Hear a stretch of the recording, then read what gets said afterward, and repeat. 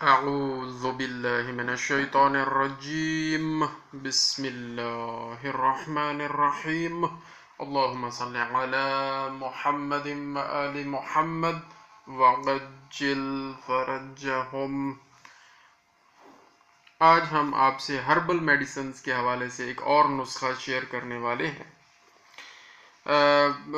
वो है जी, अगर किसी जानवर को खांसी हो जाए, ख़ास तौर पर गायों, भैंसों, भेड़ और बकरियों को, तो उनका हल कैसे करना है, ये मतलब उस खांसी को कैसे हमने ठीक करना है। खांसी गर्मियों में भी हो सकती है, सर्दियों में भी हो सकती है, उसकी ज़ाहिर है बहुत सारी वजूहात हैं। देसी नुस्खा हम आपसे शेयर करेंगे। हर्बल मेडिसिन्स को मिलाकर जो तैयार होता है बड़ा इफ़ेक्टिव है, लेकिन अगर ट्यूबरक्लोसिस यानी टीबी की वजह से खांसी है तो ये उसके लिए इफ़ेक्टिव नहीं है। आम सिंपल मौसमी खांसी जैसे हो जाती है, इंसानों में भी हो जाती है, जानवरों में भी हो सकती है, तो ये उसके लिए ये नुस्खा बड़ा फ़ायदेमंद साबित होगा। 6 चीज़ें चाहिए टोटल। नंबर 1, शक्कर चाहिए। कितनी? शक्कर हमें आधा पाव चाहिए। नंबर 2, चावल तकरीबन आधा पाव चाहिए। नंबर 3, हमें लाल मूसली चाहिए, आध छटांग यानी 25 ग्राम के करीब हमें लाल मूसली चाहिए। याद रखें, मूसली की 2 अक़साम हैं, एक सफ़ेद मूसली होती है, एक लाल मूसली होती है। तो यहाँ पर जो हमने खांसी को ठीक करने के लिए जो नुस्खा हम तैयार कर रहे हैं उसमें लाल मूसली का इस्तेमाल करना है, आध छटांग। कितनी चीज़ें हो गई जी? शक्कर 1, चावल 2, लाल मूसली 3, और चौथे नंबर पर हमें चाहिए सौंफ।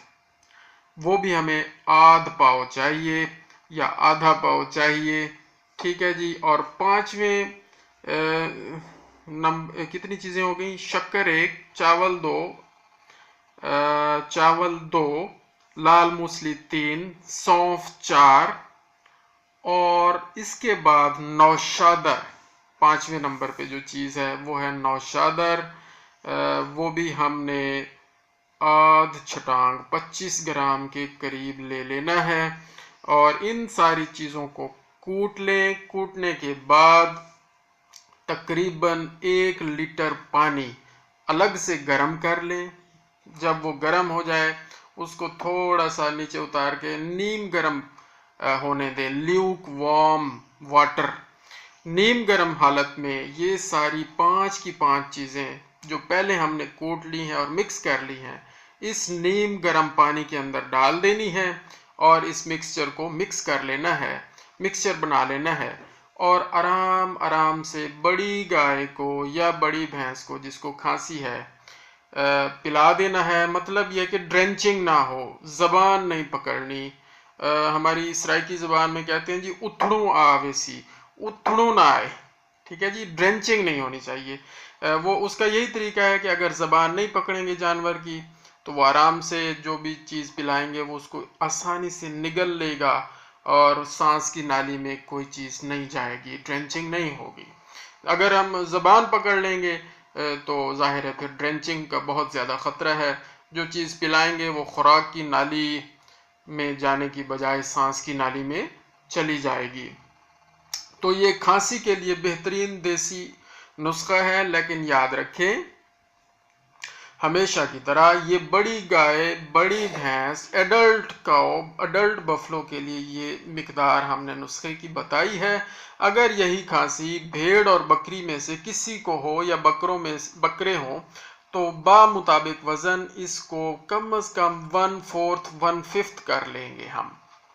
अगर एडल्ट गोट, एडल्ट शीप में खांसी का मसला है तो इस नुस्खे का वज़न हमने 1/5 कर लेना है, यानी 5वां हिस्सा देना है। अच्छा, ये नुस्खा दिन में 1 दफ़ा देना है और अगले दिन फिर देना है, अगले दिन फिर देना है। टोटल हमने 5 दिन ये नुस्खा इस्तेमाल करना है। ये तो उसका मुकम्मल हो गया कि 5 दिन ये करना है हर्बल। इस दौरान डॉक्टर साहब को ज़रूर चेक करवाएं, उनको बताएं कि ये देसी चीज़ें पड़ी हुई थी, हमने की हैं या क्या हम ये यूज़ कर सकते हैं, उनसे मशवरा भी कर लें, उनको बता भी दें, हिस्ट्री भी बता दें। एक चीज़। दूसरा, ड्रेंचिंग का ख्याल रखना है। वज़न का मैंने बता दिया, बड़े जानवरों में वज़न कितना होगा खुराक देने का और छोटे जानवरों में कितना होगा। ड्रेंचिंग का मैंने बता दिया, उसकी एहतियात करनी है और डॉक्टर साहब को ज़रूर बुलाना है और उनसे मशवरा भी कर लेना है और उनको बता भी देना है कि अगर यूज़ करवा दिए तो बता देना है, नहीं करवाया तो भी बता देना है। और इसमें अहम चीज़ एक और है, वो ये कि वो एनिमल्स पहले मैं बता चुका हूँ कि जिनको ट्यूबरकुलोसिस है और पुराना मसला है, उनमें ये नुस्खा काम नहीं आएगा। जाहिर है उसका एक प्रॉपर ट्रीटमेंट होगा, मुकम्मल इलाज होगा, वो डॉक्टर साहब पूरा आपको गाइड करेंगे, उसके हिसाब से आपने चलना है।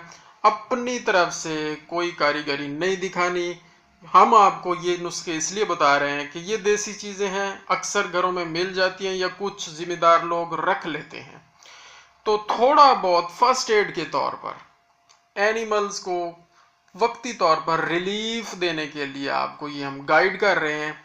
और उनको जब रिलीफ होगा, जाहिर है वो जिम्मेदार, वो ब्रीडर, वो फार्मर, वो मवेशी पाल हजरात, वो भी रिलीफ महसूस करेंगे और उस रिलीफ में इंशाल्लाह हमें अजर मिलेगा। अल्लाहुम्मा सल्ली अला मुहम्मदिन व आलि मुहम्मद वअज्जिल फरजहुम।